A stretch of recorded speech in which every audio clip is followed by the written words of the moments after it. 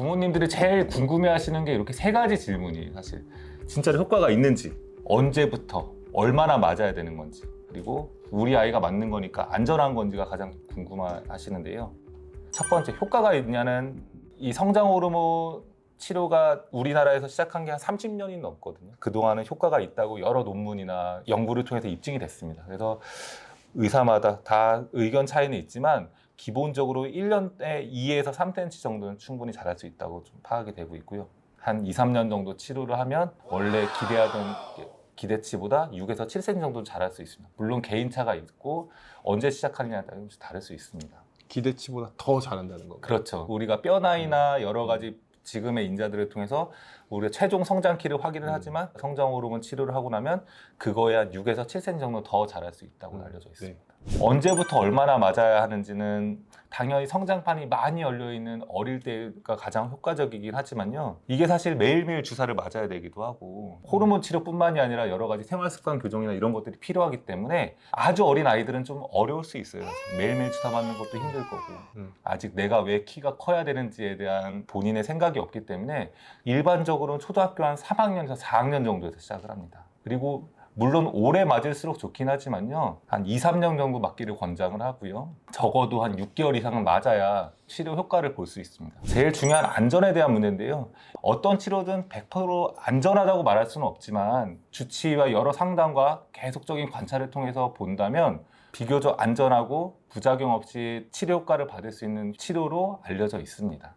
물론 이런 호르몬이나 유전적 요인 이외에도 여러 가지 요인이 작용합니다. 이게 성장의학회 홈페이지에 있는 자료 중에 하나인데요. 이 성장의학회에서도 여러 가지 비유전적 요인을 더 강조를 해요. 영양이라든지 우리 아이들 운동이라든지 여러 기타 요인사항이 77%, 한 3분의 2 이상은 사실 여기서 더 결정된다고 좀 나와 있거든요.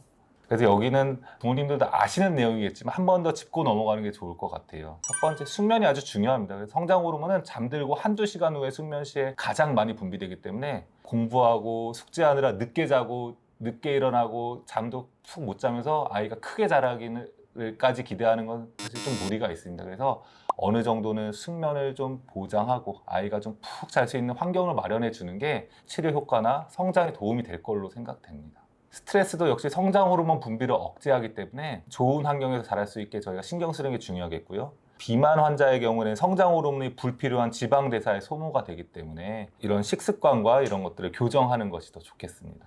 성장에 도움이 되는 음식과 식습관 이것도 간단히 정리를 해봤는데요. 역시 콩이나 채소, 과일, 해조류 등이 좀 좋고요. 제가 강조하고 싶은 건 이 우유예요. 우유. 저도 우유를 정말 많이 먹었고 얼마 전에 성장의학회에서 들었던 영양학 강의 중에도 우유를 많이 강조하더라고요. 우유를 400cc까지는 꼭 섭취할 수 있도록 권장을 합니다. 400cc면 컵으로 한 2잔 정도인데요. 칼슘과 비타민 D, 비타민 A가 많이 들어있기 때문에 아이뿐만 아니라 어른도 꼭 우유 2잔을 섭취하는 게 중요하다고 판단이 됩니다. 우리 멸치 같은 뼈째 먹는 생선 자체에도 칼슘이 많이 들어있으니까 그런 걸 먹는 것도 좋겠고요. 줄넘기라든지 농구처럼 점프를 많이 하는 운동들이 성장판을 많이 자극하고 키를 키울 수 있기 때문에 많이 운동을 할 수 있게 해주는 게 중요하겠습니다. 저희 아이들 사진인데요. 저희 아이들은 열심히 하고 있어요. 첫째도 열심히 축구하면서 무릎을 많이 자극시키고 있고 둘째도 줄넘기를 너무 좋아해서 이렇게 줄넘기랑 축구, 농구 이런 이 구기 종목의 운동을 하면서 자꾸 운동을 많이 시켜주는 게 도움이 되겠습니다. 성장기에 가장 발생하기 쉬운 체형 변형이 이 척추가 옆으로 휘는 척추 측만증이나 컴퓨터나 핸드폰을 많이 보면서 생기는 거북목 증후군, 라운드 숄더 이런 것들이 가장 많이 발생을 해요. 그래서 사실은 성장 자체에 문제가 없더라도 이런 체형의 변형 자체가 아이를 작아 보이게 만들 수 있거든요. 위축돼 보이고 작아 보일 수 있기 때문에 이런 체형의 변형을 교정시켜 주는 게 중요합니다. 저희 병원에도 체형 분석기를 통해서 체형이 지금 어디가 어떻게 변형되어 있는지 어떤 교정이 좀 필요한지를 좀 확인을 할 수 있게 구비를 해놨고요. 그래서 이런 체형 분석을 통한 체형 교정과 병행을 한다면 이 성장 치료가 좀 더 효과적일 수 있을 것 같습니다. 우리 아이들 성장이 많이 걱정되시는 부모님들 저희 위라이브 병원 성장 클리닉에 오셔서 정확한 검사와 정밀한 치료를 통해서 안전하게 아이들을 관리하도록 하겠습니다. 저희와 함께 해주시기 바랍니다. 감사합니다.